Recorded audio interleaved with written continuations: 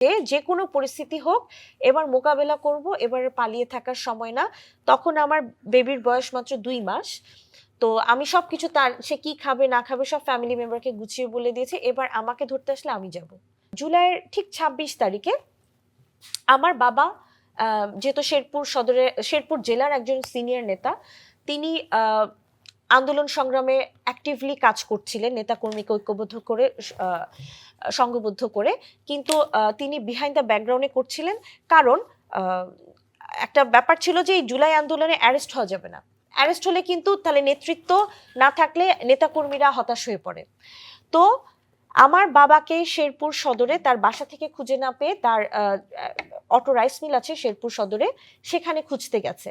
সেখানে যখন তাকে পায়নি, তখন রাইস মিল ভাঙচুর করে, রাইস মিল থেকে বিভিন্ন পয়সা পাতি জিনিসপত্র লুট করে, সেখানে যতগুলো এমপ্লয়ি আছে সকলকে অ্যারেস্ট করে শেরপুর সদর থানায় নিয়ে যাওয়া হয়।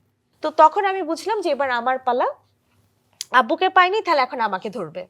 তো সেই দিন আমিও নিজের ব্যাগ অ্যান্ড ব্যাগেজ নিয়ে রেডি ছিলাম যে কোনো পরিস্থিতি হোক এবার মোকাবেলা করব, এবার পালিয়ে থাকার সময় না।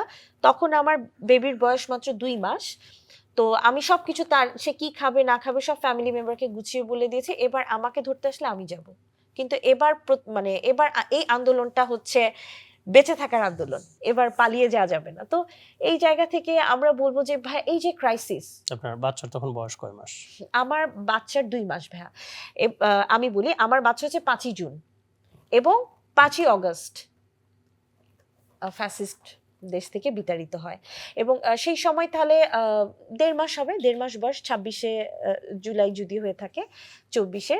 এবং ভাই আমি সবসময় এই যে আমার 2018 সাল থেকে 1.5 মাসের বাচ্চা রেখে কি আপনি আন্দোলনে নামছেন?